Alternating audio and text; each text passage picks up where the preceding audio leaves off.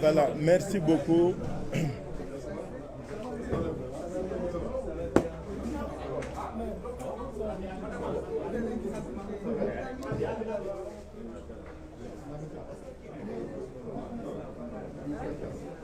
Voilà, salaamaaleykum mbooloo mi.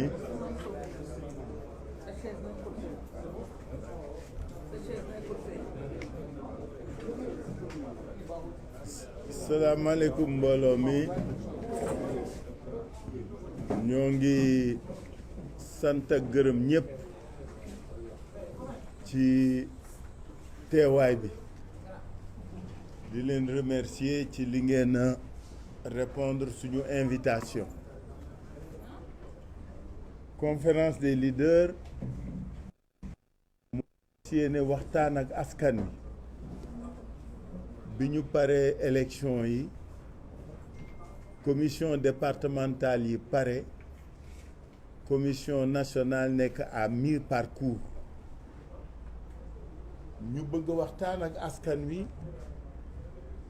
pour yëgal leen li nga xam ni moo xew ak fi ñu jëm ak nan lañ fa nar jëme ñuy dellu santaat yàlla bu baax julli ci yonent bi sallallahu alayhi wa sallam gërëm sénégalaises yi ak sénégalais yi nekk Sénégal ak yi nekk diaspora parce que li ñëpp mën a seetlu te nangu ko mooy que ni ci élection yi sénégalais yi génn nañu voter massivement génn nañu voter clairement en faveur des patriotes, des citoyens, des Sénégalaises et des Sénégalais yi nga xam ni ñoo bëggal liggéeyal askan wi ñoo bëgg liggéey ak askan wi loolu c'est indéniable. Je crois que li ñëpp seetlu mooy bi ñu dooreeg léegi suñuy wax bariwul le camp d'en face parle beaucoup ñoo doon bàkku ñoo doon tëggu ñoo fi nekk di justifié wu mais fii ñu toll tey ci processus bi dafa laaj ñu jàkkaarloog askan wi wax leen fan lañu toll ci liggéey bi parce que nag bi ñu mujjee wax keroog dañ leen wax li nga xam ni moo doon projection yi ak perspective de résultat askan wépp d'accord au niveau de l'opinion, au niveau de la presse nationale et internationale ñëpp xam ni gouvernement Benno Bokk Yaakaar moom il vit ses dernières heures parce que ñëpp d'accord nañ ni gagné nañ leen su ngeen fàttalikoo yéen ñi doon seetaan organe de presse yi ngeen yor yéen ña ngeen jëkkoon invité discours yi ngeen doon dégg xamoon ngeen nan la mel wax ju sedd wax ju dal ay baat yu lox looloo fa amoon parce que loolooy dëgg depuis 2 jours ñu assister ci ay manipulation ak proclamation yoo xam ni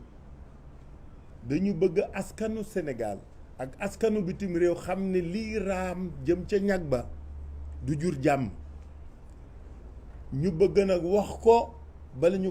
ñu ñuy reprocher ni wax xamuñu ko woon parce que sàcc ak fraude yi nga xam ni moom mooy raam du fi sotti. jéem a ëpp kees duñ ko nangu, jéem a sàcc suñu victoire duñ ko nangu. moo tax ñu jël waxtu wii tey ci guddi jàmmaarloog askanu Sénégal ci bitim réew ak ci biir réew pour wax leen ne su fekkee li ngeen voté rek la ñu ngi sant yàlla, xam nañ ni ñoo gañe ci ndimbalam ak ci kàttanam. mais li fas yéene nangu yàlla nag baaxee ñu mu may ñu xare xam-xam ne xam nañu luy élection, xam nañu réew mi nan lay voté, xam nañu réew mi ñi fay voté ak vote bi nan lay demee fii. dara beesu fi pour ñun. li nga xam ni kay moo fi bëgg a law te duñ ko nangu mooy li amoon 2017 am 2019 am 2021 bëgg a am 2022 addu kalpe suffrage ou sénégalaises yeeg sénégalais kenn du ko fi nangu. ren dañu bëgg bu kenn wax ni ñii dañu bari histoire wala dañu bëgg xuloo wala dañu bari fitna. kenn yeewu fi fitna. ñi fi yee fitna wala bëgg yee fitna mooy ñi bëgg a jalgati. loolu lañ ni duñ ko fi nangu, loolu mooy du fi amee. et ça coûte ce que ça coûte. et je pèse bien mes mots. loolu moo tax ñu woote tey pour waxtaan ak yéen. ñun ñëpp xam nañu nan la élection yi demee, ñun ñëpp xam nañu tendance yi nan la demee, mais ñun ñëpp gis nañu lii raam te ñëpp xam nañu lan la jooju la ñu fas yéene waxtaan ak yéen, wax askanu Sénégal ni loolu du fi sotti. moo tax danaa jox léegi parole Déthié Fall mi nga xam ni mooy suñu mandataire, moom moo suivre travaux commission départementale yi avec nos représentants, et c'est lui-même qui siège au niveau de la commission nationale. suñu paree ñu jox Malick Gakou, le président Malick Gakou mu wax, su paree Adja Aïda Mbodj wax, su paree Moussa Tine wax, parce que ku nekk ci ñoom da nga fa am volet boo xam ni topp nga ko ci li xew, nga fas yéene ci waxtaan ak sénégalais yi ci kàddu yu gàtt nag, mais ci kàddu yu leer. parce que bi ñuy mujjee wax fii man dama yaakaaroon ni suñu gaañi suñu fi jógee président wala chefu majorité Benno dana ni ay la yëwan ren moom d'accord nañ ni perte nañu, man loolu laa yaakaaroon. mais malheureusement je me rends compte qu'ils sont incapables de fair play politique et démocratique te am na lu kenn dul nangu. donc ma jox parole bi Déthié Fall pour mu wax. Ousmane Sonko mooy mujj wax bi. d'accord allez Déthié.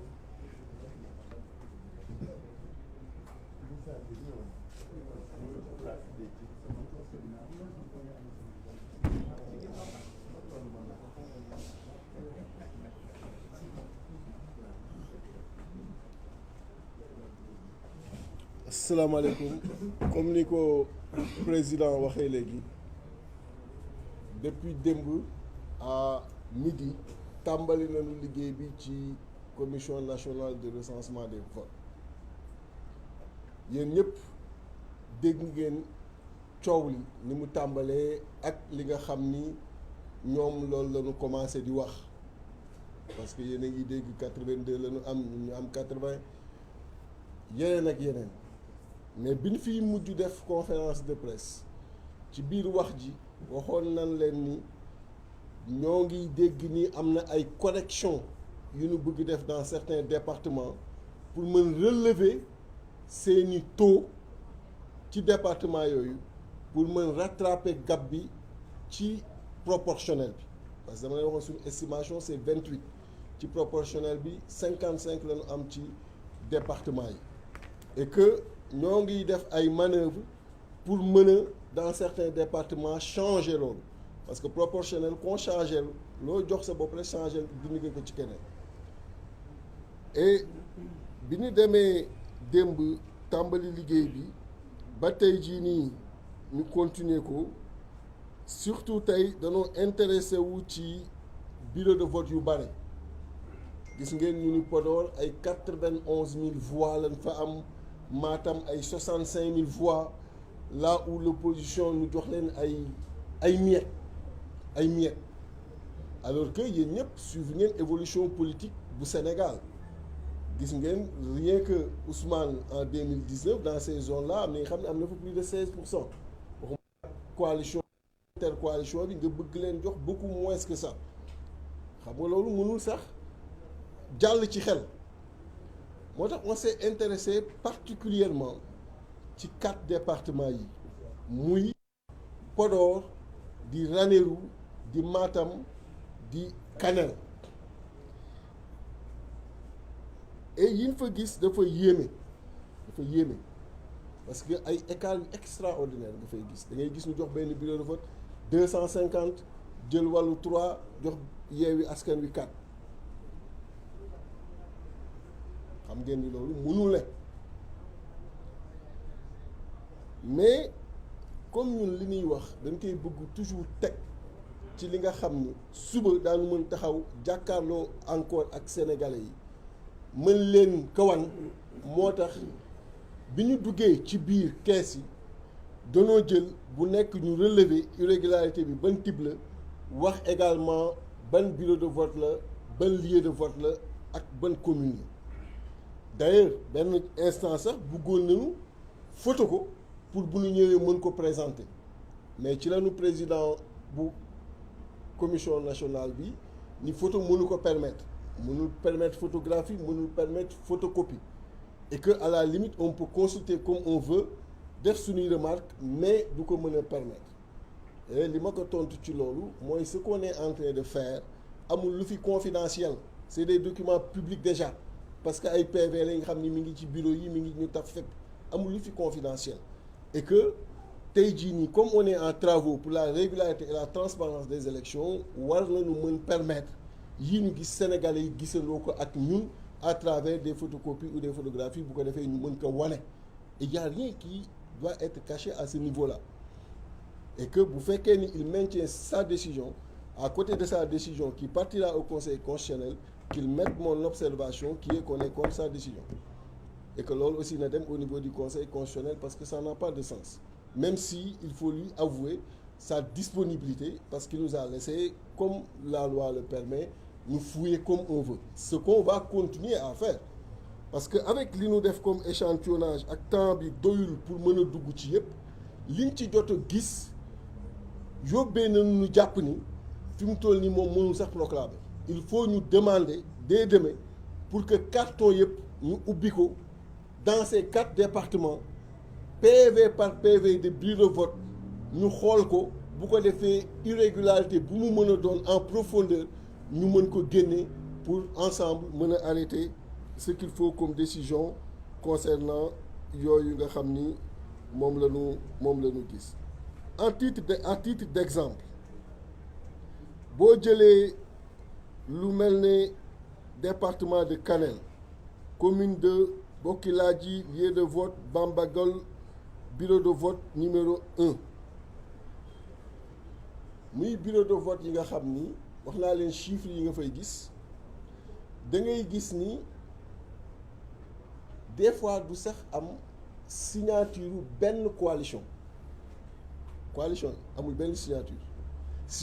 administration bi leen nga fay gis le président du bureau son secrétaire son assesseur le secrétaire représentant coalition yi amul benn signature kooku di benn catégorie après dinaa leen liiral yëpp deuxième catégorie bi gën a grave mooy ay bureau de vote yi nga xam ni amul sax signature administration bi amul signature représentant wu coalition yi c'est-à-dire que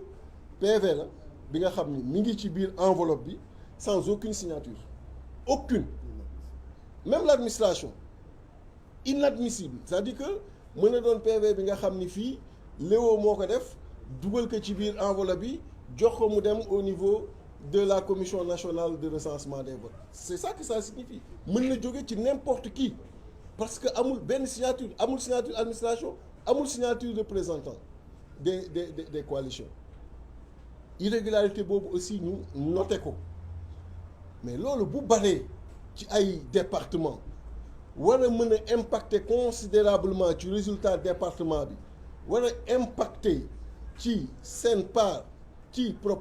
liste proportionnelle bi mais là mooy la correction dont on parle parce que loolu moo leen di permettre ay 90 000 yi nga xam ni tegoo ko fenn 65 000 yi nga xam ni tegoo ko fenn ak leneen ak leneen ak leneen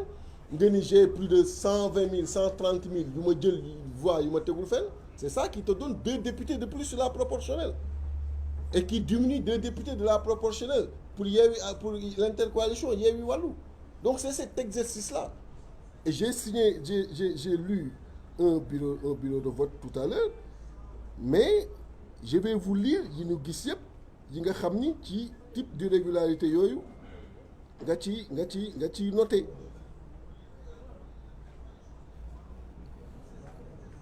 boo ñëwee ci Alana bureau de vote 1 département de Kanel commune de Aroué lieu de vote Ndiottou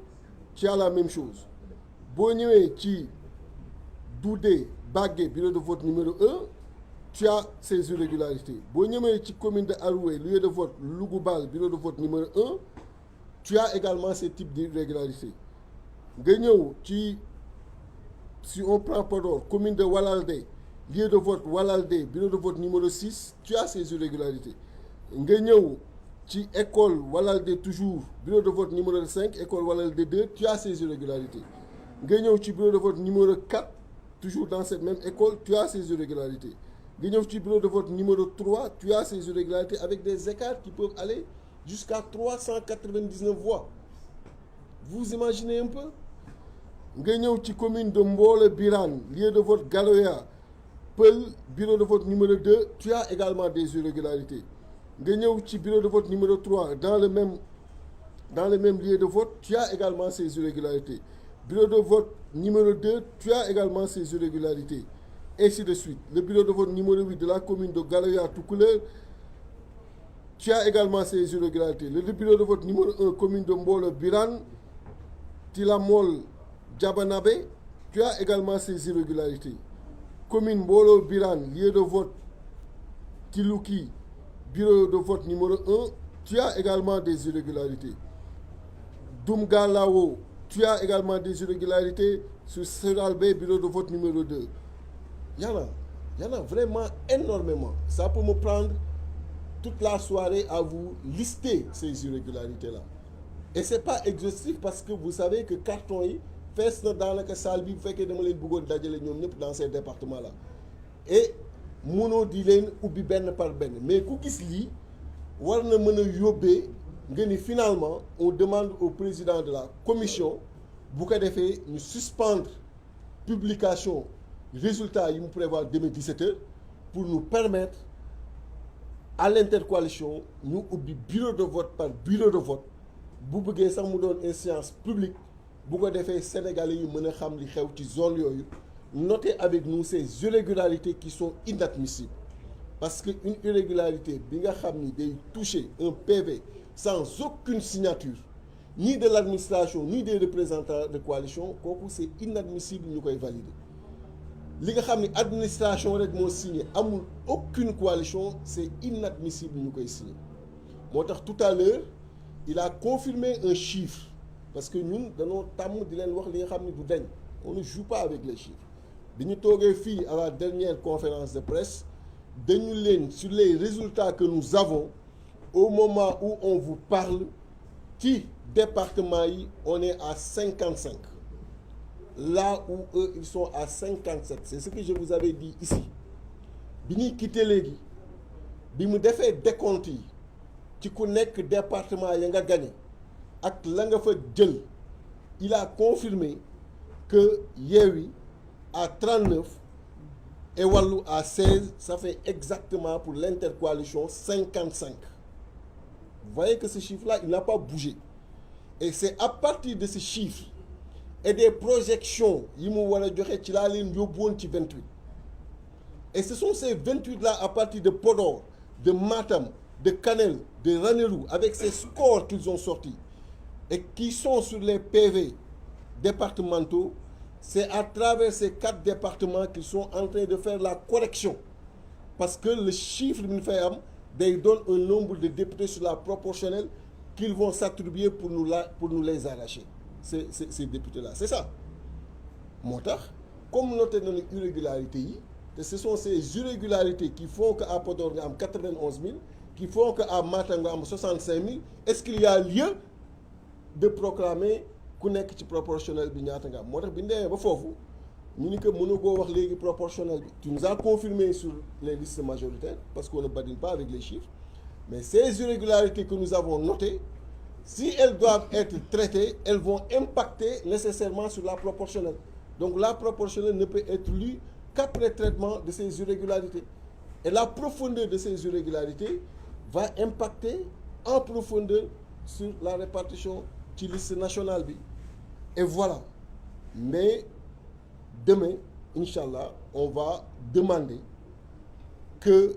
nous ubbi carton yep, ubbi bureau de vote yep. Bu ko defee jël temps chaque bureau de vote bu bëggee mu doon sax séance publique ñu taxaw si ku nekk gis la nga ca gis luñ ciy valider ñu valider ko avant que muy dem au niveau du Conseil constitutionnel. Parce que ñoom ils ont la possibilité de supprimer des bureaux de vote, mais ils n'ont pas la possibilité de supprimer un scrutin dans un département ou bien de reprendre le vote. Ça, c'est de la compétence du Conseil constitutionnel. Donc voilà en résumé li nga xam ni moom lañ fa liggéey ak lañ fa gis lan fa wax ak li nga xam ni moom lañ fa nar a continuer parce que Sénégalais yi mënuñu mobiliser voter pour ñun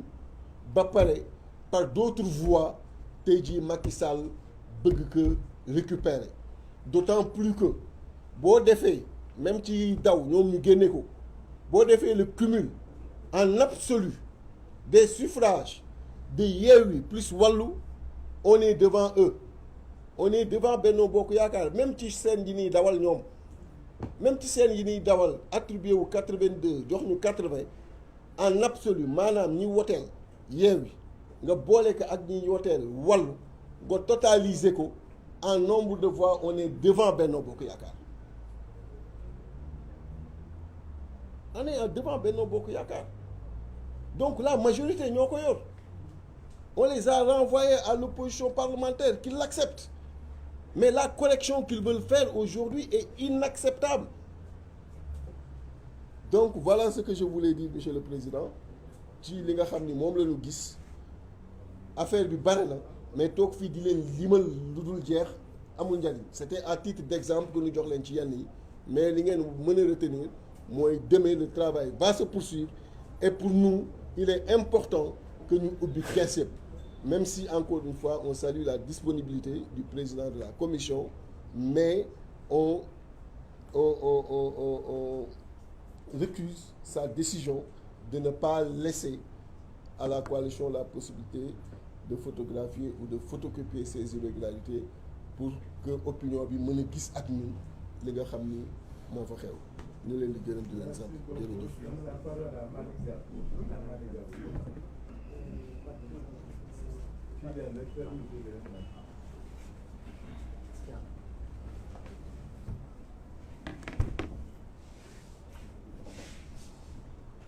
Merci. Je voudrais à mon tour vous remercier. Le monde entier sait parfaitement qu'à travers les élections législatives du 31 juillet 2022, que le pouvoir du président Macky Sall a perdu la majorité électorale au Sénégal. Cela est manifeste.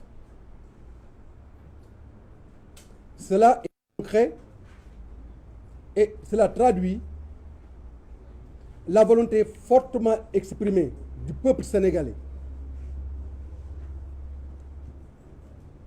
de mettre en exergue les jalons du changement à travers l'intercoalition Yewwi Wallu.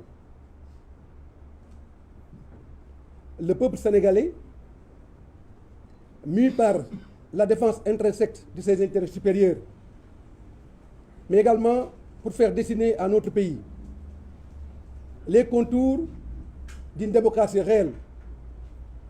à même de générer les conditions de satisfaction de la demande et des besoins des populations pour un développement harmonieux, mais également pour l'intégrité, la souveraineté et des perspectives de rayonnement économique et social de notre nation. Le peuple sénégalais a donné la majorité à l'intercoalition Yewwi Wallu pour redresser ce pays, pour sauver le Sénégal et pour faire amorcer à notre pays un grand virage vers son développement, vers la démocratie et l'expression des libertés. Mais cela est clair et cela est déterminant. C'est la raison pour laquelle l'intercoalition Yewwi Wallu ne peut en aucune manière accepter l'inacceptable. Et l'inacceptable, non acceptable, c'est la volonté manifeste du président Macky Sall et de son gouvernement de confisquer la volonté populaire. Cela, nous ne l'accepterons pas et cela ne passera pas. Notre mandataire national, le président Déthié Fall, vient de le dire, c'est à travers un patchwork de mécanismes aussi alambiqués les uns les autres et par le truchement de falsification de procès-verbaux que le pouvoir et le gouvernement veulent s'y prendre. Mais cela ne passera pas. Personne ne confisquera la volonté populaire et nous allons mettre en exergue tout ce qu'il faudra à cet égard pour faire obstacle à cette entreprise totalement en porte-à-faux avec les intérêts du Sénégal et la volonté populaire fortement exprimée le 31 juillet dernier. Je voudrais à cet égard remercier le peuple sénégalais, remercier les Sénégalais d'ici et d'ailleurs, remercier particulièrement les Sénégalais de la diaspora qui se sont mobilisés pour fortifier cette majorité indiscutable pour l'intercoalition Yewwi Wallu pour le changement. maa ngi leen di nuyu di leen gërëm di wax ne li nga xam ne nii moo fi xew le 31 juillet dafa leer nañ li mu leere mooy sénégalais yi ñi nekk ci biir réew mi ak ñi nekk ci bitim réew ñëpp a taxaw ndaxte dañoo sonn dañoo lot dañoo bëgg changement dañoo bëgg beneen Sénégal bu am beneen xar kanam boo xam ne nii day méngoog fii nga xam ne nii dayoo réew mi fa la toll te loolu leer na ne pouvoir bi fi nekk muy pouvoir Macky Sall ak régime am joxuñu ko Sénégalais yi loolu moo tax Sénégalais yëpp jóg ci biir réew mi ak ci bitim réew ñëpp taxaw takku jóg voté ba ñu voté ba pare ñu gagné parce que kenn réerul mbir ne Yewwi Wallu moo gagné kenn réerul mbir ne changement moo gagné kenn réerul mbir ne beneen doxalin moo gagné loolu nag la fi président Macky Sall bëgg a bàyyi bañ ne du bàyyi lii nga xam ne ni moom la Sénégal yi bëgg ñu doxal ko assemblée nationale mu nekk assemblée bu bees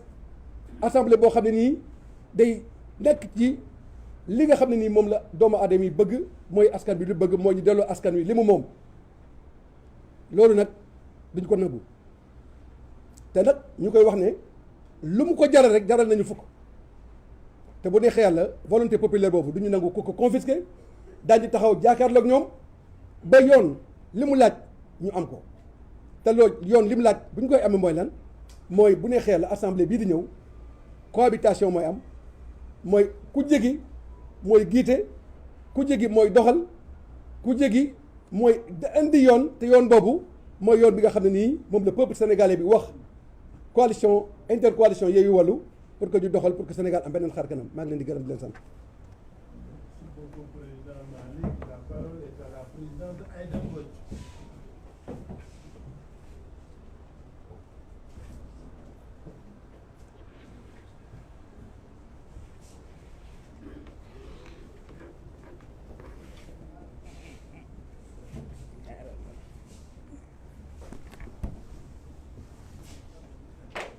Je vous remercie, Monsieur le Président. asalaamaaleykum ñu ngi leen di nuyu. Man dama jàpp ni tête de liste Benno Bokk Yaakaar bi muy wax ci saasi ak patam-patam ji mu doon def pour gaaw wax nombre de départements boobu rek la avoué défaitam. C'était le langage d'initié là. C'est un langage codé qui s'adressait à son clan. C'était un appel au secours. Dès lors, son clan s'est organisé et a déclenché le processus de fraude. En quoi faisant? En organisant les 4 départements que sont Matam, Ranérou, Kanel et Podor. Un PV sans signature de représentant, c'est un produit de la fraude, c'est de la fraude pure. Ça veut dire que c'est un PV tombé de nulle part, fabriqué, produit, qui participe à ce processus de fraude. Processus de fraude, bobo, bon calculé, tel lolu, du waxuma la ñun les acteurs politiques mais dañu war a xam ni Yewwi Askan Wi population yi peuple bi moo ko adopté mais au-delà du peuple c'est une question de vote c'est-à-dire ñi nga xam ne ñoo calculer différentiel bi nga xam ne ñoo nekk entre ces 4 départements ba muy 240 000 voix ci coefficient wu 60 241 ça va faire 4 députés moom il s'est mis à raconter dans son appel au secours, il leur dit, moi je n'ai que des départements où on compte 1, 2, 1, 2, 1, 2, donc débrouillez-vous pour nous trouver dans la fraude 4 députés. On ne peut pas laisser passer. Le peuple ne laissera pas passer. Le peuple va s'opposer à cela, à cette fraude massive, parce que ce vote-là, c'est le vote du peuple. C'est le vote qu'on n'a pas acheté. C'est le vote bu sell la vote bii vote bu sedd la sell la du vote bu ñu jënd du vote bu ko ànd ak corruption du vote ay transfert du vote dara vote la boo xam ni c'est la volonté populaire donc moomatuñ ko ñun li ñu am rek pour def ko mooy on a toujours servi ce peuple et par rapport à ce service Déthié amatuloo droit dellu gannaaw parce que tu es en train de servir le peuple comme tous les autres membres de Yewwi Askan Wi comme ñi waroon campagne wax ak peuple bi comme ñi doon diriger liste bi comme notre tête de liste comme le président de la conférence des leaders comme ñun ñëpp dañoo servir le peuple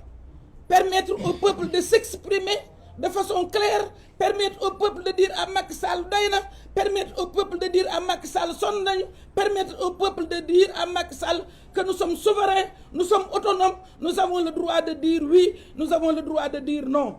Donc nous rendons hommage à ce peuple. Et justement, par rapport au respect à ce peuple, nous occultons la réponse du clan de la tête de liste. Que son clan réponde, c'est une affaire là. Mais nous l'avons baillé 240 000 voix. C'est trop. Et non seulement nous l'avons baillé, mais booy boo fouiller encore fouiller parce que su ko jaree nañu commencé waat vote bi foofu ci ñeenti département yi su Sénégal yépp valider seeni liste ñoom ñeenti département yi ñuy buure di bourrage ba finalement ñu reprendre le vote ñu war ko reprendre mais kenn du hypothéquer le vote des Sénégalais. Je vous remercie. Merci beaucoup, Aïda. chose, non?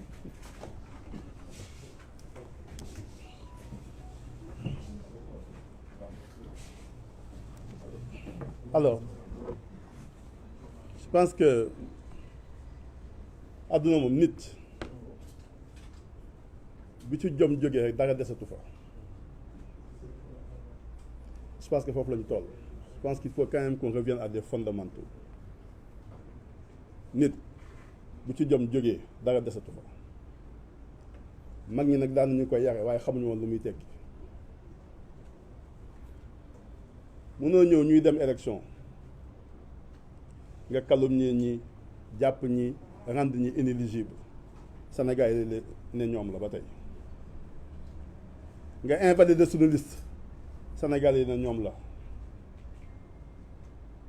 nga transhumer suñu responsable Sénégal yi ne ñoom la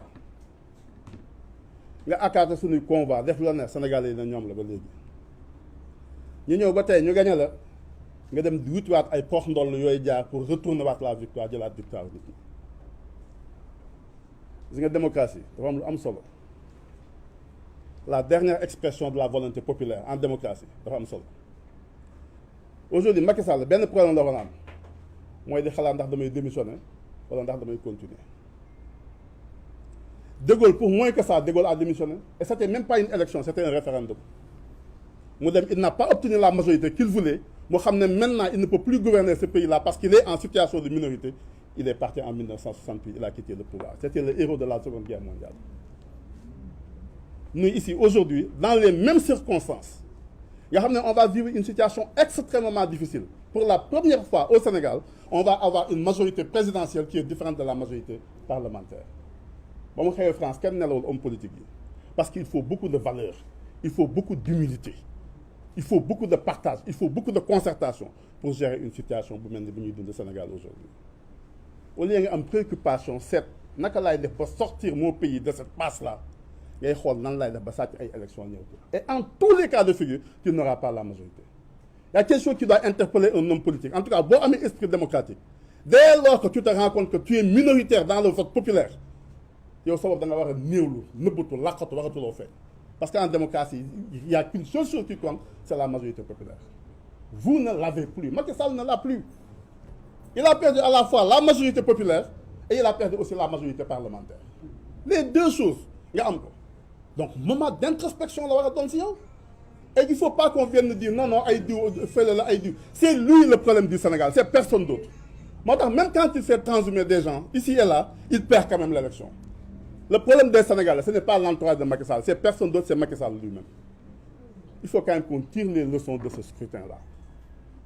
On ne peut pas, et ça, aucun Sénégalais, amul benn Sénégalais, du mag, du ndaw, du góor, du jigéen, yaa amul benn Sénégalais bu mën a xëy suba dégg Macky Sall ne gagné na élection yi d'une manière ou d'une autre. Il n'y en a pas. Donc ce pays-là a assez souffert de la violence politique. Wees nañu fu ñuy wàcce si xeex si mbedd bi di kii. J'espère vraiment que cette fois-ci, Macky Sall pourra faire preuve de grandeur. Au moins pour une fois dans sa vie. Dépasser samay bëgg bopp samay projection politique bopp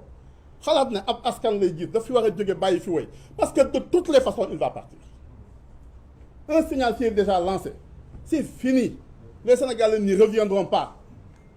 Donc moment yooyu bu toogee nag da ngay dal nga xalaat xool nan lay def ba génn waaye yow xalaatoo lu dul nan lay sàccee nan lay def ba dëpp élection nan lay parce que ce que Déthié a dit. Il n'y a que deux possibilités. Et il faut d'ailleurs les féliciter. Pour d'abord le travail énorme qu'il a fourni, mais surtout aussi pour les mesures de sauvegarde et conservatoire ñu jël pour que la fa xew nit ñi mën ko mën a dëpp. Du ñu ay xale ay magum jëmm lañ ko seqal ñaar rek moo mën a nekk ou da ngeen def burage d'urne ou bien ay bureau fictif la.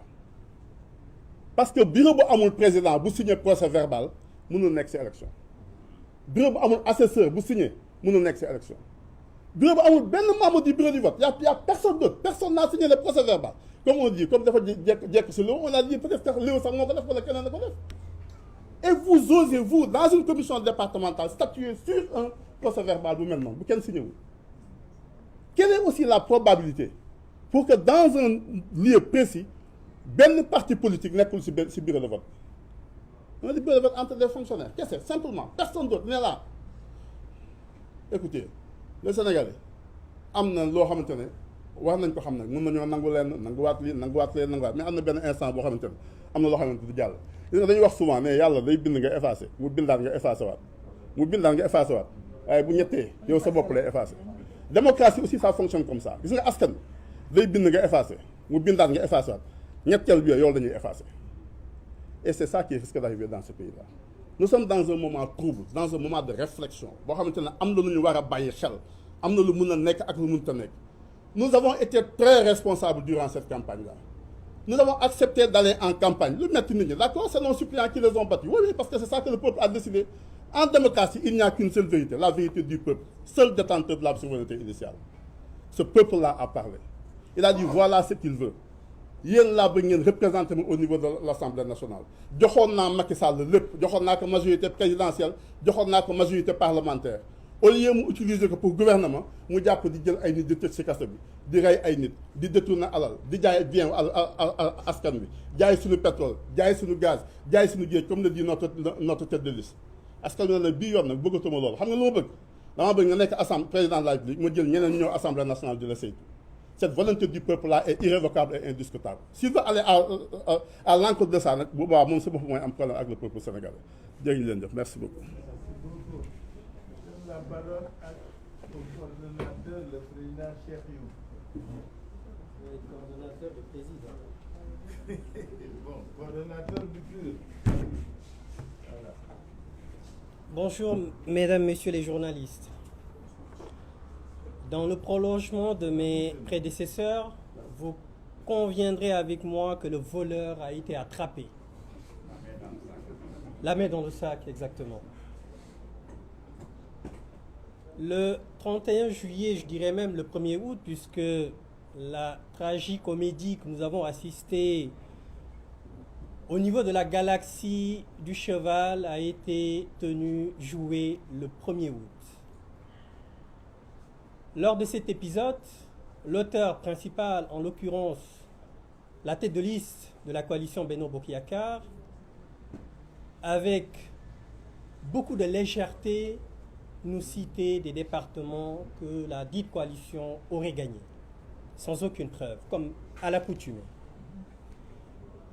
48 heures, c'est-à-dire lundi dernier, nous avons tenu ici un point de presse avec des chiffres et des preuves à l'appui, ce qui est le fort, reconnaissez-le, de la coalition Yewwi Askan Wi. La coalition Yewwi Askan Wi, tout ce qu'elle dit, avec l'intercoalition Wallu, tout ce qu'on nous disions, nous le basons sur des preuves. Encore une fois de plus, Déthié Fall qui a plusieurs casquettes, de chasseur, de pêcheur, d'investigateur, et encore retourné à la chasse et a eu un résultat impressionnant qu'il vous a expliqué tout à l'heure. Ceci pour vous dire qu'aujourd'hui, on est en face de gens qui gouvernent mal, qui volent mal, qui gèrent mal et qui trichent mal. Vous savez, quand on est nul et incompétent, c'est pas pour un seul jour, c'est pour toujours. Macky Sall, depuis 2012, terrorise le peuple sénégalais. Depuis 2012, rend, élargit, augmente la pauvreté. À un moment donné, il appartient au peuple de lui dire stop. Et je pense qu'il est temps que ce peuple digne lui dise stop. li ñu jàng ci li nga xam ne ni moom la Déthié Fall wax indi ko ci ak ay preuves yu leer mooy li nga xam ne moom le président Ousmane Sonko di wax te ñu bëri di ko ŋàññi moo di fonctionnaires yi bëri na ci ñoo xamante ne nii seen liggéey defuñu ko bëri na ci ñoo xamante ne nii seen liggéey suba ba ngoon mooy ñu taal dëkk bi. Comment pouvez-vous imaginer un bureau de vote où il n'y a même pas les représentants de l'État, de la coalition Benno Bokk Yakaar? Ce qui voudrait dire que dans ces bureaux de vote, l'administration, les fonctionnaires qui étaient dans ces bureaux de vote-là ont reçu des commandes qu'ils ont exécutées froidement. Ils ont créé des procès-verbaux qu'ils ont signés eux-mêmes et pensant que l'intercoalition Yewwi Askan Wi Wallu était des bras cassés, pensant qu'ils n'allaient absolument rien vérifier, ils pensaient que ça allait passer comme lettre à la poste. Mais malheureusement, ils ignorent profondément que la coalition Yewwi Askan Wi, l'intercoalition Yewwi Wallu, ce sont des gens responsables, qui ont une certaine rigueur et qui vont jusqu'au bout du travail. Et c'est la raison pour laquelle je disais tantôt que ce sont des gens qui trichent mal. S'ils étaient vraiment des gens conscients, responsables, ils auraient ne serait-ce que ce forfait, essayer de le maquiller d'une certaine façon. Mais incompétents qu'ils sont, ils n'ont pas eu cette sagesse de le faire. moo tax li may wax askan wi lay waxal ñëw nañ ci investiture yi Macky Sall ak ñi mu àndal ne seen liste suñu liste titulaire yu Yewwi Askan Wi du jàll ñu xeex def lu ne am ñu ñaan ñun ñu xam dans notre profonde conviction que ni même suñu ay suppléants danañ leen tëj ñu ne leen léegi danañu wàcce ci terrain bi ànd ak suñu ay suppléants ñu taxaw wan leen ne le bëggu leen ñu bokk waaye suñu ay suppléants danañ leen tëj puisque Sénégalais yi bëggatuñ leen ñu ngeen gis li xew ci campagne bi moom laa doon wax barke démb fu ñu génn ñëpp ànd ak ñun ñoom fu ñu génn ñu leen di yuuxoo ñu ñëw ci élection bi sénégalais yëpp ànd ak ñun votel intercoalition Yewwi Wallu waaw sénégalais yi nga xamante ne ni constitution moo leen jox droit bi nga xamante ne ni dañu leen wax ne leen bu jamono jotee ci benn diir mën ngeen exprimer wu ngeen changer ñi leen di représenter Assemblée nationale ñu jël droit boobu exercer ko ba ñu ko exercer ci seen choix ñu jiital l'intercoalition Yewwi Wallu wan ne Macky Sall bëggatuñ la doyal nañ ci yow demal Macky Sall nag ne leen yéen askanu Sénégal bëggatu leen ma doyal ngeen ci man waaye duma dem fi lay toog askan wi wax ko ne ko juróomi at yi passé danga ñoo indil assemblée nationale boo xamante ne nii kenn xamul li muy nirool seen spécialité moo nekkoon lan kàcc seen spécialité moo nekkoon lan tuumaal gor seen spécialité moo nekkoon lan trafic de faux billets seen spécialité moo nekkoon lan trafic de passeport rax ci dolli ñu nekk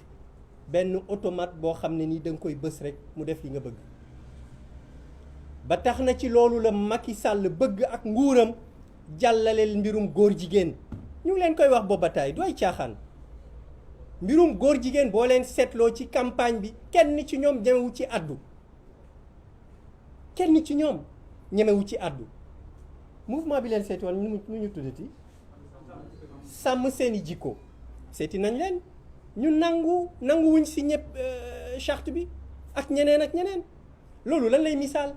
moo di moom li mu bëgg moo di fii ak i fan mu tegaat assemblée générale assemblée nationale boo xamante ne nii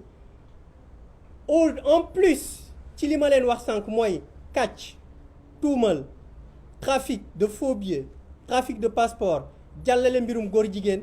dana nëppal ba njaay mi ñu jaay pasar bi ñu pasare suñu ay ressources naturelles ñu mën ko wéyal loolu mooy li am moo tax nag askanu Sénégal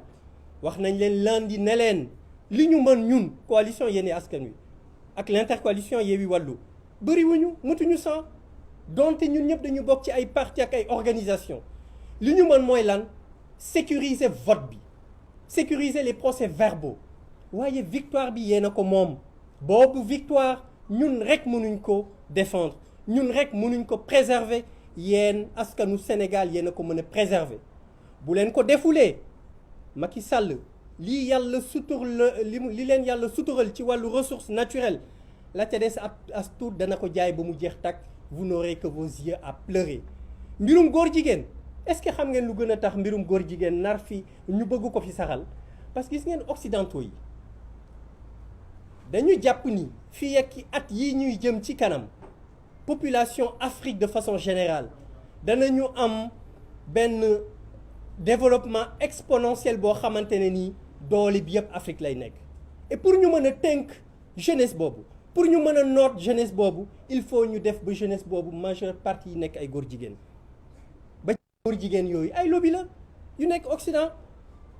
donc Occident dana jëlaat amaat la main ci jeunesse su Afrique donc loolu moo tax ñuy wax suñu yaay yi di ko wax suñu pap yi di ko wax suñu nijaay yi di ko wax suñu mag yi ne leen jóg leen taxaw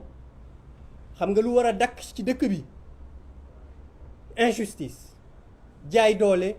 bundu xatal loolu moo fi war a dakk te loolu c'est pas l'intercoalition moo ko fi war a mën a jëlee mais askan wi moo ko fi mën a jëlee d'autant plus que askan bi wane na dimanche li ñu bëgg loolu ñu bëgg nag yéen rek yéen a ko mën a préserver te ñu xam ne ki ñu ko seqal dañuy wax ne boo nguur bu naree daanu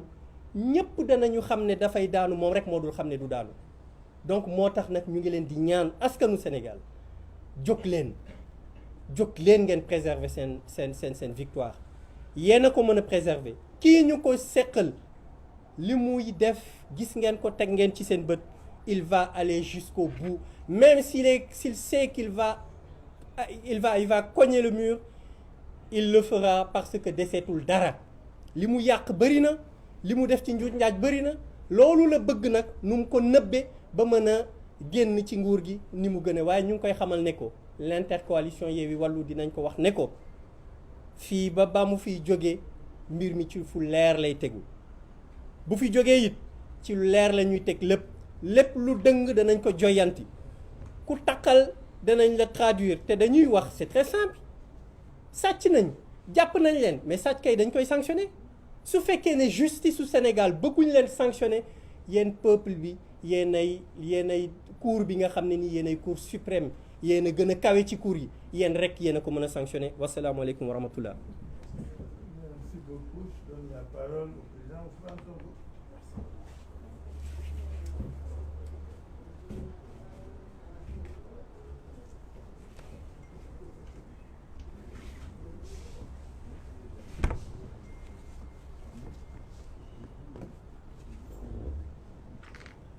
mbokk yi asalaamaaleykum ñu essayé tënk ci quelques kàddu rek li ñu war a wax ci situation bi ñuy dund di doore sama kàddu ci jaajëfal askanu Sénégal delluwaat jaajëfal askanu Sénégal ndax ñun waa Yewwi Askan Wi mënuñoo sant ak gërëm lu doy askanu Sénégal ndax dañoo jóge ci campagne électorale muy ñaareelu campagne électorale bu Yewwi Askan Wi ci lu toftalu ci lu diggante juróom-benni weer lu mu gën a gudd defe naa juróom-benni weer la ñu dem ci anam yoo xam ne ñoo ngi doon jàmmaarloog ñoo xam ne ay milliards ci xaalisu réew mi dugal nañ ko ci campagne bi ñu dem ci daanaka loxoy neen defe naa seeni mbokk seeni naataango journalistes yi àndoon ak ñun gis nañu jafe-jafe yu ñu doon dund ak ñun waaye ànd ak loolu yépp fépp fu ñu jaar askan wi réserver ñu ab perte boo xam ne kawe na woon suñu njort lool te yéen ñëpp Sénégal yëpp ak àdduna yëpp gis ko nit ñi doon génn doon ay junni nit di ñu xaar ci naaj bi di ñu xaar ci taw bi di ñu xaar léeg-léeg ba ay 2 heures du matin loolu ku mu doyul dara dootu la doy ñun mënuñoo remercier lu doy askanu Sénégal waaye di leen wax rek ni yaakaar gi ñu am ci ñun ba tax ñu wane loolu lépp ci cofeel bu soobee yàlla yàgg naa ko wax yaakaar googu du mës a tas lépp lu ñu yaakaar ci ñun nañu xam ni suñu ngor suñu bëgg-bëgg ci réew mi weesu na foofu ndax dañ koy faral di wax ñun ñi fi nekk ñëpp kenn dugg ci politique ngir koppar goo ciy am wala poñet guñ la ciy jox bu doon loolu dong ñi ne ci table bi yëpp duñu campagne ndax amul kenn ci ñun koo xam ne tey dina dem assemblée nationale ndax soo nee député rek nit ñaa ngi gis ku ñu jox ndomb tànk jox ko 4x4 jox ko passeport diplomatique jox ko 1,300,000 par weer jox ko carburant réew mu ndóol ni Sénégal nag ku ñu jox loolu dafa mel ni am na lu tuuti luñ la jox wala sax lu takku waaye ñi fi toog ñëpp amul kenn koo xam ne day dem assemblée te teewul campagne bi yëpp ñoo ko campagne wër Sénégal yëpp di nelaw 3 heures 4 heures du matin di lekk benn repas par jour campagne nañ ci taw campagne nañ ci naaj campagne nañu ci ngelaw loolu cofeel gi ñu am ci Sénégal ak yéene gi ñu am ci Sénégal moo tax ñu def ko kon ñu gàcce gàllama askanu Sénégal di leen gërëmaat ci turu conférence des leaders yëpp waaye ci turu Yewwi Askan Wi yëpp militant militante dinaa jagleel nag ngërëm gu spécial jeunesse su Sénégal bi parce que ñun bi ñuy commencé politique dafa am lu ñu bëggoon mooy fexe ba jeunesse su Sénégal intéressé waat ci politique ndax fexewoon nañ ba gëmloo jeune kuy jeune rek ni yow politique dafa salte mbirum mag ñi la bu mu la intéressé te loolu musiba la ci réew moo xam ne 65% ay ndaw lañu ñun suñu premier objectif mooy fexewoon ba jeunesse bu nekk di intéressé wu jeune bu nekk di intéressé wu ci politique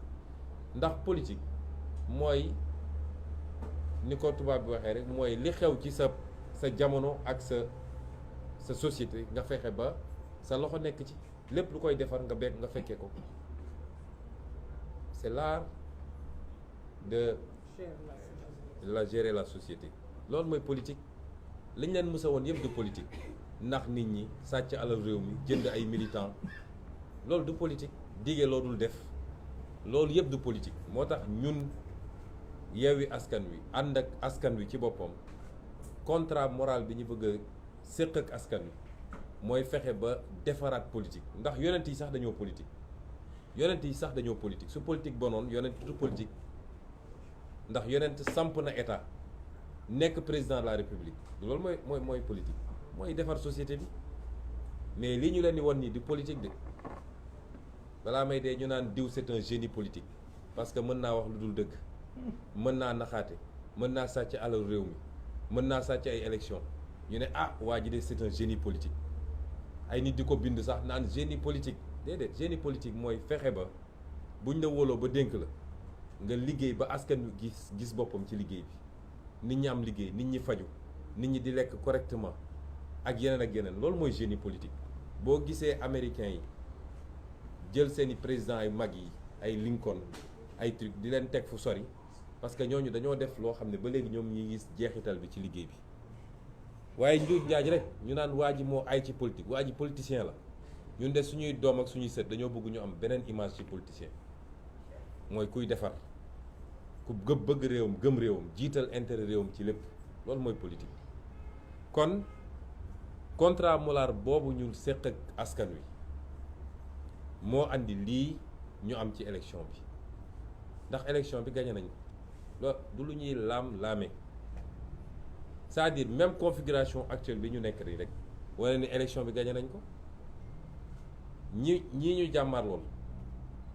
2017 127 députés la ñu amoon ci 165 yi 127 députés su ma koy xayma ci wolof mooy téeméer ak ñaar fukk ak juróom ñaar ci téeméer ci soo dajalee député yëpp téeméer ak juróom benn fukk ak juróom ñoom loolu la ñu amoon.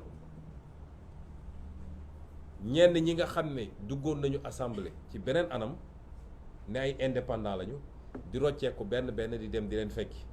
ba daanaka bi mandat bi di jeex nii gëm naa ni waroon nañu mat ñoom 140 députés soo seetee non inscrits yi demoon fekki leen kenn xam mu toll. donc ku yoroon lu toll noonu ci assemblée bi ñu génn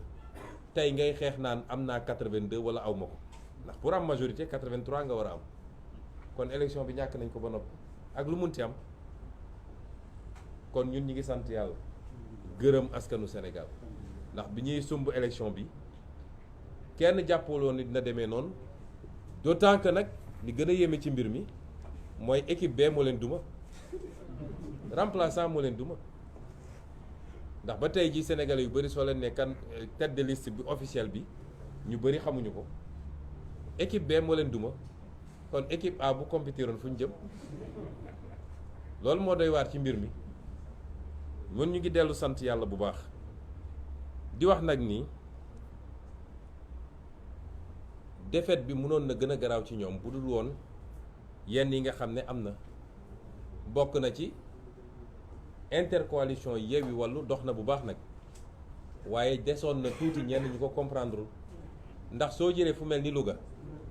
ñi sànnil carte Wallu bu ñu juumuloon ba sànnil ko Yewwi ñun ñoo gagné Louga avec plus de 2000 voix d'écart. noonu la amee ci Mbour noonu la amee ci Bounkiling nga xam ne ñoom waa Yewwi suñu juumul woon dem voteel Wallu ni ñu ko waroon defee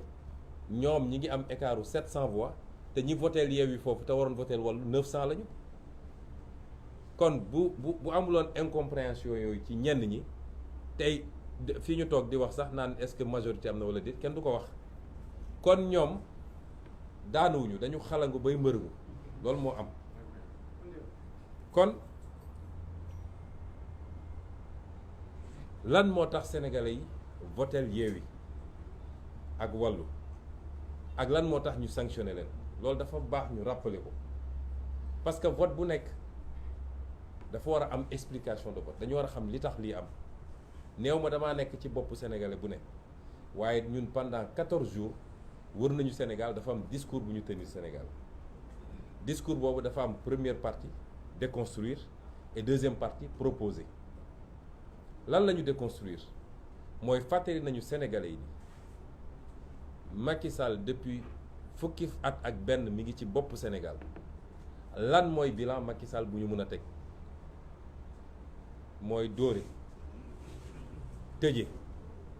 complot pour liquider des gens joxe ay instructions ñu rey ay nit ci ay manifestations lan mooy bilan Macky Sall mooy yàq justice bi yaxeet ba tey amul benn sénégalais bu naw justice su Sénégal lan mooy bilan Macky Sall mooy dund gi cher na ba sénégalais yi fi mu ne nii sonn nañu sonn goo xam ne kenn mënu koo wax du doon jar fukk tey mu ngay jar ñaar fukk wala ñaar fukk ak juróom lan mooy bilan sénégalais Macky Sall du moins mooy faju jafe na ci réew mi faju jafe na ci réew mi non seulement cher na mais jafe na ci réew mi lan mooy bilan sénégalais Macky Sall du moins mooy njàng mi sooxe na ci anam goo xam ne mara d'Italie lan mooy bilan Macky Sall mooy liggéey amul ci réew mi rawatina ndaw ñi chômage endémique ñiy génn chaque année ci marché du travail moins d'un dixième ñoom ñoo mën a am insertion pour am liggéey ñi ci des ñëpp suñu dawalul Jakarta ña nga toog ci grand place yi lan mooy bilan Macky Sall mooy li ñu yàlla wërsëgale ci ay ressources ay richesses nga xam ne moom la ñu waroon nag jàpp ndax yàlla bu la tàccoo comme ni ñu koy waxee nga sàggan ba keneen ñëw fecc ko yàlla jox ñu pétrole jox ñu gaz jox ñu zircon jox ñu phosphate jox ñu géej goo xam ne lu tey nga gis Macky Sall jël yépp jaay ko tubaab yi ba tey jii ay 10% la ñu am en termes de part ba pare ci répartition production yi lañ cey am lu néew la mënoon naa ko ne di lim waaye lii lenn rek la waaye li ci gën a garaaw mooy lan mooy bilan Macky Sall mooy li la première richesse du Sénégal parce que première richesse du Sénégal du or du zircon du pétrole du gaz ay réew am nañ ko avant ñu fii biir Afrique te tey Sénégal leen gën a avancé lan mooy différence bi mooy jàmm ji ñu am paix sociale ak cohésion sociale kenn mu si waxu xeet kenn mosu fee waxu diine kenn mosu fee féewale ay région ñetti président jaar nañ fi balaa Macky Sall kenn mosul dégg débat yooyu léegi la ñuy doog a dégg débat yooyu kon loolu mooy bilan Macky Sall te noonu lañ ko présenté Sénégalais yi loolu lañ ne il faut mu dañ fi lan la ñu teg à la place et ñu ne leen woon nag loolu mën nañ ko dooree assemblée nationale du moom mooy gouverner waaye cër bu am solo bi mu am mooy voter loi ndax loi te loi nag mooy société ku fi nekk ci presse loi moo ne lii mooy code bi nii la ñuy amee licence nii nga war a defee lii mooy cahier de charge bi loi mooy wax naka la ñuy dawalee oto ci tali bi loi mooy wax ni sàcc baaxul ku ko def ñu teg la lii loi mooy wax ni pour am carte d'identité sénégalaise fii nga koy jaar waaw suñu nee loi boobu fii lañ koy voté kan moo mën a ne foofu amul solo cim réew. ñaareel bi mooy assemblée nationale mooy voté budget bi te budget nag wax dëgg yàlla suñu nee 6 000 milliards nga am cim réew ñu ne budget bi moo koy tasaare lan mooy dem ci njàng lan mooy dem ci paj lan mooy dem ci napp gi lan mooy dem ci mbay mi lan mooy dem ci emploi ak yeneen kooku nga ne cër boobu du cër bu am solo cim réew. ñu ne lan mooy rôlu assemblée nationale encore ñu ne assemblée nationale mooy caytu nu ñu yoree réew mi contrôler action gouvernement kon loolu dañ ma bëgg wax ni loolu amul solo cim réew. ñu ne lan mooy rôle assemblée nationale ñu ne rôle de représentation mooy député mooy dugg ci askan wi xool lan mooy jàmbatu askan wi mun a dem assemblée nationale jooyal leen ko foofu kon cër bu ëpp cëru assemblée nationale cim réew amul. moo tax ñu ne woon Sénégalais bu ngeen ñu joxee majorité am na liggéey boo xam ne mën nañ ko commencer déjà yeggali ko nag bu soobee yàlla 2024 gannaaw bu ñu fi jëlee waa ji discours boobu la Sénégalais yi dégg ñu leen bu ngeen ñu joxee majorité suñ ñu andilee projet de loi 2023 nga xam ne moom la ñu war a examiner à partir de novembre bu dee projet de loi boobu intégré wul jiitalul lan liy yitte Sénégalais yi dañoo bëgg dund gi wàññeeku gaz bi ceeb bi diwlin bi suukar bi yeneen ak yeneen dañoo bëgg loolu wàññeeku bu ñu andilee projet de loi boo xam ne loolu dugaluñu ko ci projet de loi boobu dañ koy delloo Macky Sall ak gouvernement en seconde lecture ne ko kii duñ ko wote moo tax ñu ne leen woon réew mi du bloqué day gën a avancé parce que réew boo jëlee doole réew mi yëpp teg ko ci loxo benn nit su dee nit kooku ku baax la ku yeewu la ku bëgg réew mi la mën na ko jëriñ mu liggéey bu baax mais bu dee safaan ba la te ñun dañoo gëm ni loolu moom la ñu nekk ak président Macky Sall réew moomu ci guute lay dëkk te loolu pour nga rectifier ko mooy il faut li tubaab naan le pouvoir limite le pouvoir il faut nga jël beneen doole jox ko ñeneen bu ko defee lu mu bëgg a def day obligé waxtaan ak ñooñu ñu ut consensus ci lan mooy intérêt réew mi lan mooy njëriñu réew mi ñu ne kon sénégalais bu ngeen ñu joxee majorité buñ ñu andilee budget boo xam ne les 10% parce que dafa am lu ñuy wax protocole de Maputo dafa ne réewu Afrique bu nekk budget am ak nu mu munti toll war na jagleel 10% yi mbay mi bu dee andi nañu budget Sénégal mosu koo respecté bu ñu andilee budget ñu gis ni li ñu jox mbay mi 5% la dinañ ko delloo Macky Sall ne ko yokkal parce que mbay mi priorité la ci ñun dañoo bëgg am autosuffisance ba li ñuy jéggaani fële ñu mun koo am suñu biir réew paj mi noonu njàng mi noonu feneen ak feneen noonu loolu mooy premier engagement bi ñu jëloon pour suñu diggante ak Sénégalais yi ne leen dinañu voté ay loi yoo xam ne dina delloo si yéen ñi nga xam ne Sénégalais dañ koo namm soxla ko Cheikh Tidiane yu mu wax na léegi lu jëm ci lu nar a yàq suñu société yàqeet te muy agenda boo xam ne tubaab yi ñu ko bëgg a imposer ñu jël ci engagement signé charte bi dugal ko suñu biir programme mooy lépp lu jëm ci borom ñaari tur yi ñu ne leen dinañu def fonction de représentation ndax nag këpp kees bi bëri na ci réew mi poste li fa xew gis ngeen ko port autonome li fa xewoon gis ngeen ko dégg ngeen dossier ArcelorMittal dégg ngeen les 1500 milliards du TER dégg ngeen ñu ne leen nag dinañ taxawal ay commission d'enquête parlementaire boo xam ne dinañ leen woo ñoom ñu ñëw layoog ñun ñu leeral mbir ba mu leer ba pare def ko publiquement askan wi xam ni lii moo xew ci alalu réew mi du cox du dangaa soxor wala dangaa bëgg waaye réew pour mu dox kenn ku ne suñ la dénkee lañ la dénkoon il faut nga rendre compte réew mi nii laa ko yore woon loolu dafa am solo ci démocratie pour mu dox ñu jël engagement yëpp ak yeneen yu ñu jël suñu digganteeg réew mi lii lépp su ma ko fàttalee ndax dañ ko wax ko ci campagne bi dama bëgg ñu fàttaliku lan moo tax sénégalais yi voté contre Macky Sall ak lan moo tax sénégalais yi voté pour ñun intercoalition Yewwi Wallu vote boobu nag mbokk yi moom la Macky Sall ak ñi mu àndal bëgg a jalgati yéene gi ngeen amoon pour lii ñu waxanteeg yéen yi ñu diglanteeg yéen te wallaahi wax naa ko dañ koy def niñ ko waxee lañ koy defee parce que dafa jot nag dafa jot ñu jubóole sénégalais yi ak politique dafa jot ñu fexe ba sénégalais gëm ni politicien war na mën a nekk nitu kaddu war na mën a nekk nit kuy def li mu wax war na mën a nekk nit koo xam ne réew mi rek moo ko ñor waaye duggul ngir alal li sénégalais yi sanctionné mooy benn type politicien ku ñëw ne opposant la ñu votel la jox la mandat maire nga wëlbatiku dem ne jaay naa ko Macky Sall ñu ko defoon ñëpp perte nañu bureau bi ñu voté sax dañ koo perte sénégalais yi dañoo am seen fulla kenn gënu leen yeewu loolu nag dafa jot ñu woon sénégalais yi ni loolu jeex na ci réew mi loolu la Macky Sall bëgg a confisquer moo tax duñ ko nangu te bugguñu xalaatuñuy sénégalais dinañ ko nangu fi mu ko bëgg a jaare Déthié Fall leeral na ko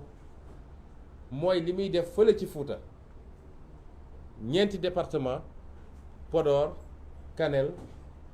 Matam ak Ranérou foofu la ko bëgg a def ndax ma bëgg a leeral benn mbir nag mbir mi du affaire u nett ku bandum nañu bàyyi wax yooyu waa Fuuta bu leen neexoo ñu voté 100% Macky Sall am nañu sañ-sañ bi ñun du gañe nañu Casamance gañe nañu Ndakaaru gañe nañu feneen ak feneen kenn ku ne am nga sañ-sañu voté neex homme politique day am base Sine mu ngay voté Macky Sall boobu ba léegi Saloum mu ngay voté Macky Sall boobu ba léegi Casamance mu ngay voté Yewwi Bawol ma ngay voté Wallu ak Yewwi problème kon buñ fi wax ay waxu nett ku bandum wala yu demee noonu ku ko wax tooñ nga nit ñi mais la yéeme ci mbir mi mooy waa Fuuta voté lu ñu Macky Sall léegi fépp foo xam ne vote bi jaar na yoon mooy administration signé na ñun suñuy représentant signé ñoom seen représentant signé am na ci bureau de vote yoo xam ne ñun ñoo ko gagné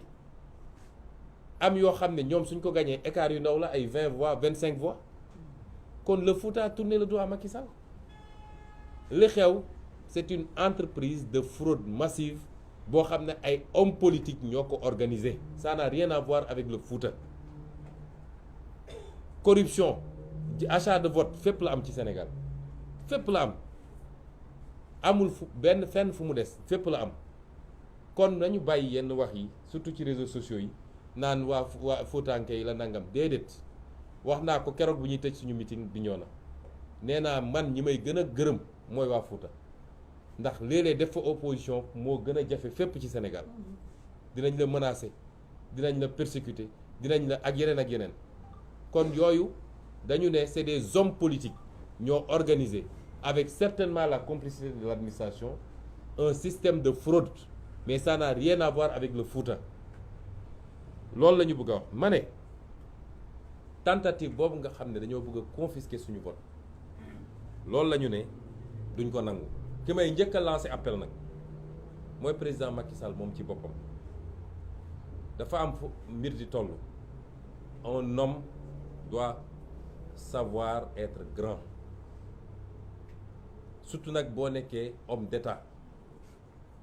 un homme doit être républicain doit rester au-dessus de la mêlée parce que àdduna du dul jeex amut dañ koo jox moom nguur même bi ñu ko joxee ñëpp de d'accord ni votel nañ ko président Abdoulaye félicité ko def passation dem nguur googu ñu ko joxoon moo jeex takk lu jeex na li ci des mooy qu'il fasse preuve de dignité et de grandeur parce qu'il n'est jamais trop tard ñu bëri jàpp nañ ni il n'en est pas capable te acte yi mu posé boobu ba léegi loolu lay firndeel mais man jàpp naa ni il n'est jamais trop tard qu'il fasse preuve de dignité et de grandeur. On sait ce qu'il vit et ce qu'il ressent parce que ñun ñëpp mus nañu dem élection ñàkk ko nee na da daan dem voter Fatick ñibbisi toog ba ngoon mu taal di dégg bàcc yi léegi bàcc yi bu dalee ci moom nit na ko muñ loolu mooy àdduna. On ne peut pas gagner tout le temps du ci football du ci làmb du ci politique on ne peut pas gagner tout le temps boo doxee nag ba yàlla def mbir mi wëlbatiku bul yàq réew mi bu ko taal il faut faire preuve de grandeur parce que moom tey li mu war a xool mooy nu muy def ba yeggali ci jàmm. waxoon nañ ko fii après les événements de mars dama ne woon du ñu dox vers le palais ñun ñoo wax xale yi ne leen dellu leen seeni kër ñu ne woon dañ koy accompagner mu yeggali mandaam ci nu mu gën a rafete loolu na koy bàyyi xel tout le temps doonul réew mi moomu ko jënd ko te gënul benn sénégalais ci 17 millions de sénégalais yàlla tànn ko ci moom jox ko mu mun a def ñaari mandat 12 ans ci bopp réew mi ñaata sénégalais ñooy mun a def un mandat dans ce pays ñun ñi fi toog nii ñaata nit amul kenn ci ñun ku am garantie dina mës a nekk président de la république loolu mbirum yàlla la kon bu ko yàlla defalee loolu sénégalais yi deselatuñ ko dara moom na fexe ba rafetal mbir mi ci ni muy demee waaye ci loolu muy defit ñuy wax waa justice sénégalaise parce que moment yi ñuy toll nii responsabilité justice daf ci kaw daf ci rëy torop dama wax sànq bi ñuy waxtaan ak ñoom Déthié Fall dama leen ne gis nga magistrat bi toog fii naan day jël décision créer benn atmosphère de solennité bëgg a gëmloo nit ñi non fii c'est la justice c'est pas la politique ba pare di jël décision boo xam ne décision politique la na xam ni ñun li ñu daj ci mbir mi ñun ñoo sumb politique ñun ñoo joxe suñu caution ñun ñoo def suñu investiture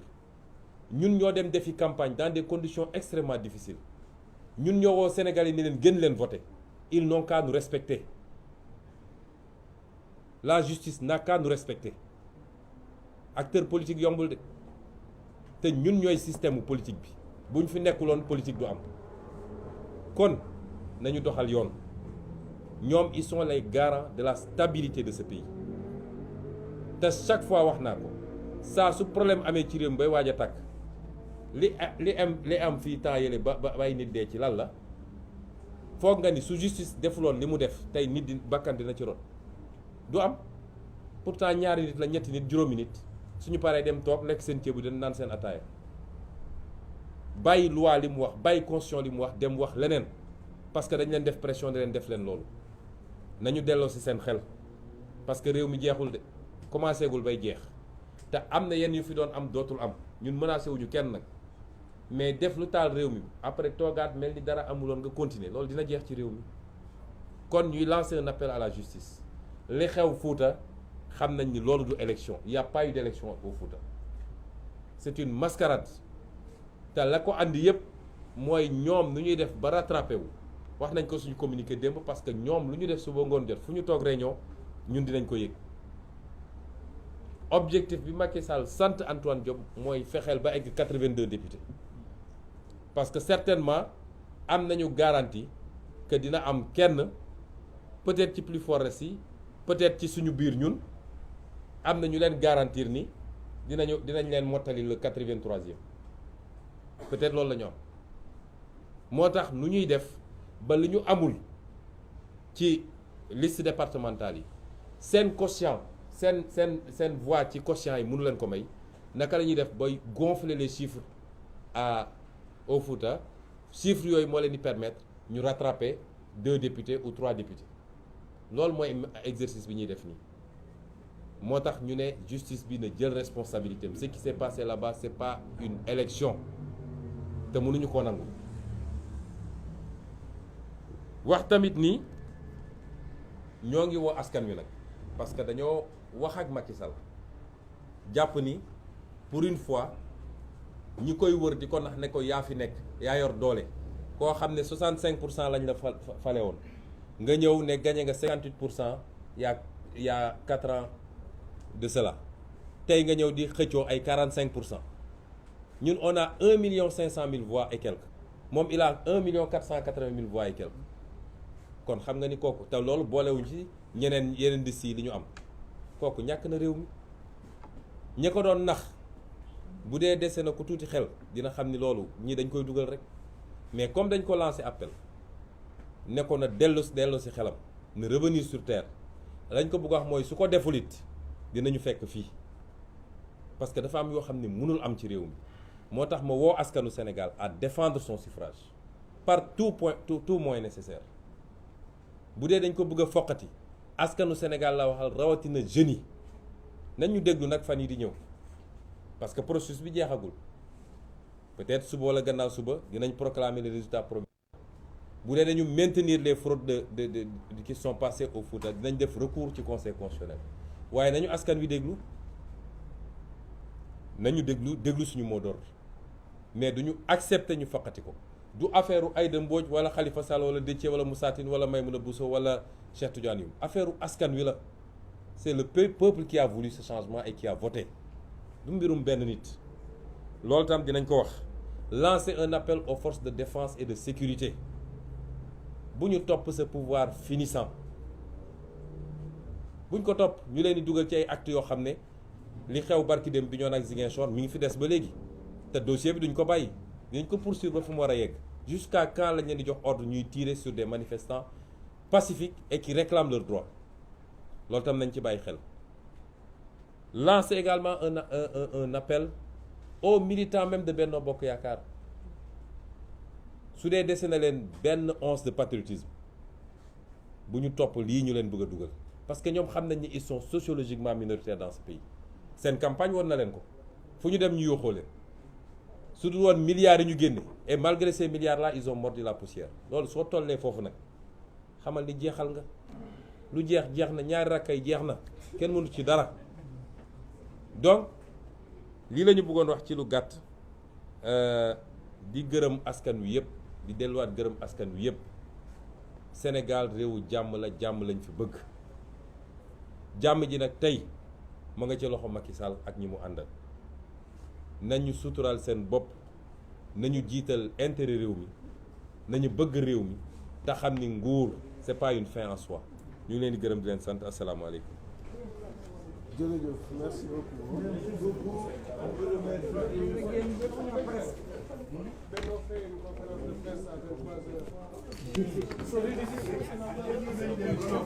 C'est l'opposition maintenant.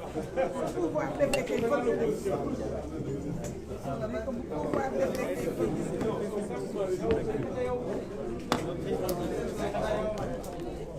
sëñ bi waaw sama audience bi kan la kañ la